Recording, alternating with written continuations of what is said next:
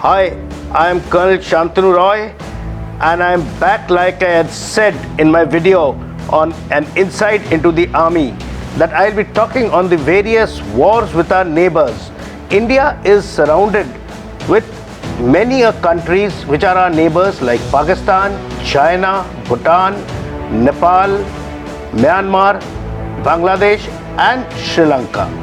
Out of these, most of the neighbors are friendly, but some of them are not so friendly, and we have had wars and skirmishes with them. Especially Pakistan, which was formed after independence in August 47. We've had a number of wars like the 1947-48, 1965, 1971 and also the skirmish at Kargil. With China, we have had the 1962 war at Nefa and also at Ladakh, and had many skirmishes at Doklam, Galwan and also in the Arunachal Pradesh. These have been due to territorial issues, but the Pakistan or the war with Pakistan has been a one-to-one war also, and also there is a proxy war going on by insurgency, and the main topic in this is Kashmir. Like I said, the issue for the battles have been Kashmir, of accession of this territory of Jammu and Kashmir, except the 1971 war where Indo and Pak fought and Bangladesh was liberated, or East Pakistan was liberated, and a new nation called Bangladesh was created. Now, the first war post independence was the 1947-48 war. This was basically a war in which Pakistan wanted Jammu and Kashmir to join them, but Maharaja Hari Singh was of a different view, because he wanted to not annex his territory to anybody, with the thought that majority of the population is Pakistani, because Maharaja Hari Singh did not want to annex his territory to either Pakistan or India, because his thought was basically that his population was majority Muslims, and if the annexed to India it would be a problem, and the minorities of Jammu and Kashmir were Hindus and Sikhs, and annexing his territory to Pakistan would again be a problem. So he wanted to stay independent, but Pakistan had its own ideas.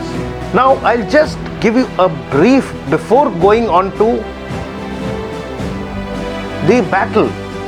What was the prologue, or what was Jammu and Kashmir? How was it created? Prior to 1815, Jammu and Kashmir had 21 princely states. Out of them, 16 were Muslim and the balance were either Hindu or Sikh. These were also called the Punjab Hill States, covering the area from the Indus River towards the Himalayas, that is the Jalandhar Doab, the Jammu and the Kashmir region. That included the Srinagar Valley and also the Poonch district up to Gilgit and Skardu. This region was ruled by Rajput rulers who were the vassals of the Mughal Empire. There were turbulences from the Afghans. Then there were the uprisings by the Gurkhas, and all this was happening when the East India Company took over. The first Anglo-Sikh War was fought in 1846, and East India Company annexed the area and wanted the rulers of Jammu and Kashmir and this area, or the Sikhs, to buy the area by paying about 1.5 million rupees. But The Sikhs were not able to conjure up this big amount, so the Dogra ruler Gulab Singh paid rupees 75 lakhs and bought the area, and his dynasty started off, which ruled Jammu and Kashmir for about 100 years. So, gentlemen, this is a brief history of this region. And then post-independence, when the dominion of Pakistan and dominion of India were created on the 15th of August 47, though Mountbatten had plans to finish the partition somewhere in June 48, but Jinnah did not relent, and it was preponed to August 47. During this period, when these two nations were created, about 11 million people were displaced when the Muslims shifted to Pakistan and the Hindus and Sikhs moved to India, and about more than 1 million people were massacred. The Hindus, Sikhs and Muslims, train loads of dead bodies crossed the border in both the directions. It was a ghastly sight, and a lot of movies have picturized it. And about 1/3 of Muslims stayed back in India and did not cross over. Now I will talk about the war of 47-48 per se, when the Lashkar militants crossed over from Pakistan into Jammu and Kashmir. They looted through Poonch and moved towards Baramulla. This team or this tribes did not only have Pashtun tribals, but also had regular armed forces people helping them. Basically, they were the regulars of the Pak army. So, post-independence, these militants were pushed in and they started moving to Poonch, and after capturing Poonch, when they were moving towards Baramulla, they lost sight of their aim and started plundering and looting the villages en route. This caused Hari Singh to basically panic, and as he did not want to annex his territory to Pakistan, he looked towards India for help. But at that time, India put across a clause that military help will only be sent if Jammu and Kashmir is annexed to India. So Hari Singh signed the instrument of accession to India so that he could get military help to fight the Pashtuns, because his own state forces were not sufficient to attack them, and some of his troops or the state forces had joined ranks with the militants who had crossed across and moving ahead towards Srinagar. Now, at this juncture, I would like to mention that as the division of the armed forces was not complete, there were British officers commanding regiments on both sides, that is Pakistan and India. And post-independence, Auchinleck was the commander-in-chief who was reporting to the Joint Defence Staff, and the Chief of Army Staff of the Indian Army was General Lockhart, and of the Pakistan Army was General Frank Messavi. But as the battle went on, the British officers did not want to take part because they had their counterparts on both sides. And the mantra which these British officers had taken up, and the message was given that they should hit hard but not so hard that it hurts.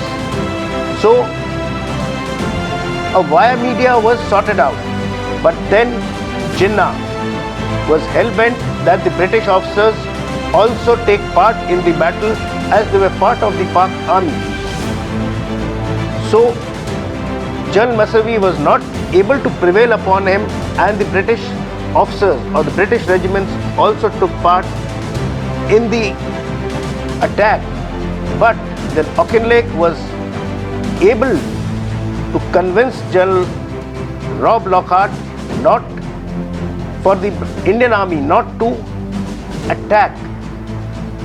But after accession of Jammu and Kashmir to India, the Indian army went ahead and airlifted its troops, which were put down at Srinagar airfield, to contain these militants or even some of these regular armed forces, people of Pakistan coming in. And during the course of the war, the chief of army staffs of both the sides were changed. The Indian side was taken care by Roy Butcher, and Douglas Gracie took over the Pak army. And also Nehru put across another point of contention for Maharaja Hari Singh was to release Sheikh Abdullah, who was aligned with the Indian National Congress and had been imprisoned due to his activities, which were supposedly thought to be anti-national by the Maharaja.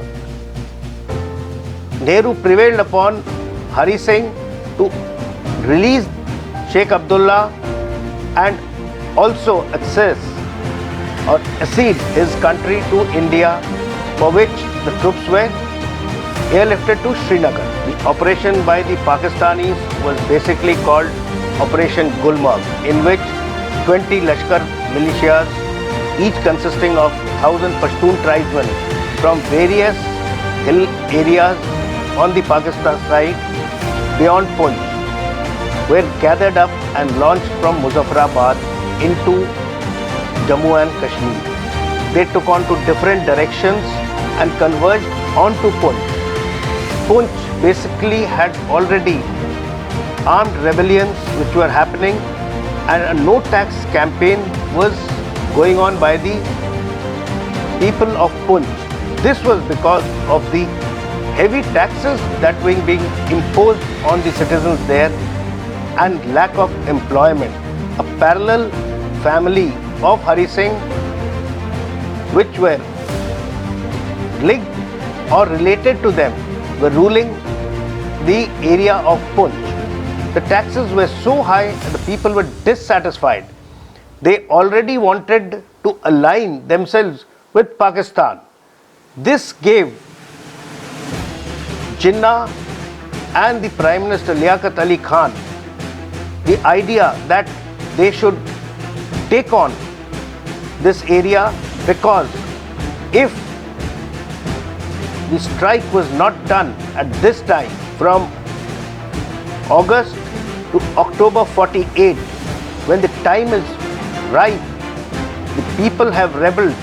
And also after World War II, 60,000 of the citizens who had taken part in the British Indian Army had been discharged with arms. These were the people who were creating or helping in the rebellion. So these Lashkars or these militias, helped by Pak army regulars, moved into Poonch and took over that area.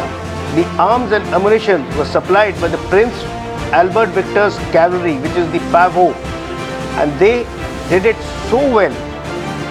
And arms and ammunition was not a problem for these Lashkars, who were also trained by the regular Pak army and to some extent assisted by the Britishers or the British commanding officers under pressure by their political bosses. So these militants or insurgents moved and took again of the situation at Poonch, where the citizens were already wanting to join Pakistan, and these state force or people who had been discharged with arms, assisting them, was a big boon for these attacking forces. Now, the battle was basically between the state forces of Hari Singh and these militias helped by the Pak regulars. This was the stage, like I said, when Hari Singh assessed his territory to India and asked for military help, and troops were airlifted into Srinagar. But Jinnah did not accept the accession as a correct one and called it out of fraud. He said that Jammu and Kashmir has been annexed fraudulently. And with the rebellion at Poonch, his Prime Minister got the ball rolling, and these troops entered, captured Poonch and started moving towards Baramulla. While moving towards Baramulla, they got into plunder, murder and loot. This caused a little delay, and the troops which were airlifted into Srinagar got time to reorganize and create a line of defense around the city. This was a time when these Indian troops, which also had M5 light strike tanks, moved towards Baramulla and stopped them, and Baramulla and Uri was recaptured from these militants. And with more troops being airlifted into Srinagar, the Indian army gained momentum, and after capturing Uri and Baramulla, they moved towards Poonch, and Poonch was recaptured. Even Pimbargali, Jangar were recaptured from the militants. This was the time when the militants also entered from Gilgit and moved towards Skardu. The Gilgit scouts joined ranks with these attacking militants, and Gilgit fell to these people. From there, these militants came down to Skardu, and at Skardu, Colonel Sherjang Thapa held on with his 250 brave men for more than 6 months and stopped the advance of these people on this axis. And then his supplies of arms, ammunition and rations fell short, and he had to drop his guard and surrender. So that is how Gilgit and Skardu also fell to the militants. Now, the Indian troops had totally gained momentum and had also recaptured Rajouri and moved towards the Jozila Pass, where the Madras sappers created a jeep track out of the mule track which was existing, and Leh also was taken up or captured back by the artillery and the cavalry, that is the 7 Cav, which had moved to the area with these M5 Strott light tanks. This area, after being captured, the Indian troops started moving towards Skardu to recapture it, and also there was a reinforced troops moving from the Poonch and Rajouri axis on towards Skardu.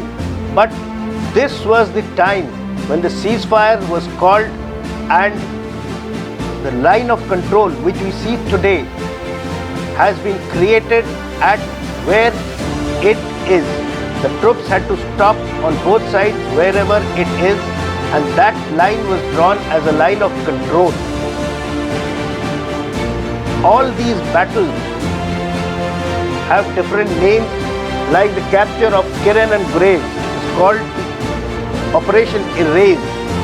Then the attack by the 77th Para Brigade and taking over of Leh via Jozila is called Operation Bison, and the Poonch link-up is called Operation Easy. These were some of the operations which happened during this time, and the captured areas of Poonch, Rajouri, Changar, Leh was recaptured back by the Indian troops, and this forms the area of Jammu and Kashmir as today, and the area which could not be recaptured back due to the ceasefire is called the Pak-occupied Kashmir, or like the Pakistanis call it, the Azad Kashmir. But at this juncture, I have a personal view that if the Indian Army had been given a chance, they would have rolled on, and Pak-occupied Kashmir would still have been a part of our country. But anyway, bygones are bygones, and in this battle we lost about 1100 of our brave soldiers, and about 3000 plus were injured, while the Pak army lost about 6000 soldiers and about 14,000 were wounded. Battle honors to our Indian Army were given at the Jammu and Kashmir Theatre Honor, Gurez, Kargil, Naushera, Poonch, Rajouri, Srinagar, Titwal and Jozila. The brave of the bravest soldiers of our country were honored with the Param Veer Chakra, that is Major Somnath Sharma, posthumous, Lance Naik Karam Singh, Second Lieutenant Rama Raghove Rane, Naik Chadunath, posthumous, and CHM Perumal Shekhawat, again posthumous, and the Pakistan Army awarded Nishan-e-Haidar their topmost gallantry award, Captain Muhammad Sarwar. So gentlemen, in short, this was what happened in 1947-48 when these Pashtun militants came over, captured land, Jammu and Kashmir, accessed to India and became a part of the Republic of our country. And that is the time when the Indian Army airlifted its troops and also minded the tanks and recaptured back more than two-thirds of the land that was captured by these Pakistani militants and regular forces. The balance also would have been captured, but the ceasefire and the line of control was created. So gentlemen, this was in short this battle. I will be speaking about the other battles also and giving you a little bit of insight so that people are more aware of the gallant acts or the gallant battles fought by our army. Jai Hind.